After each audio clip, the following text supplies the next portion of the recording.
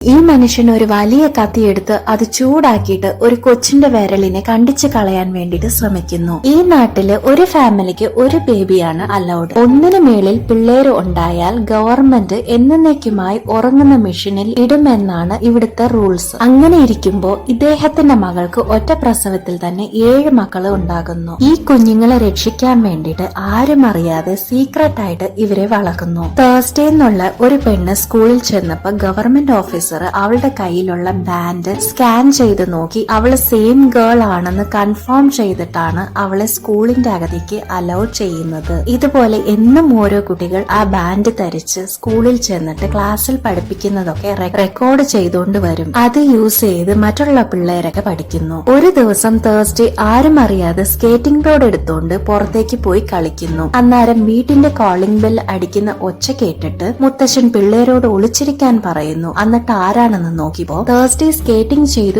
ഒരു വിരൽ ഒടിഞ്ഞ് തിരിഞ്ഞു വന്നിരിക്കുന്നു. സോ ഇപ്പൊ വേറെ മാർഗമൊന്നുമില്ലാത്തത് കൊണ്ട് എല്ലാ കുട്ടികളുടെയും വിരൽ ഒടിച്ചില്ലെങ്കിൽ ഗവൺമെന്റ് ഇവരെ ഈസി ആയിട്ട് ഐഡന്റിഫൈ ചെയ്യും.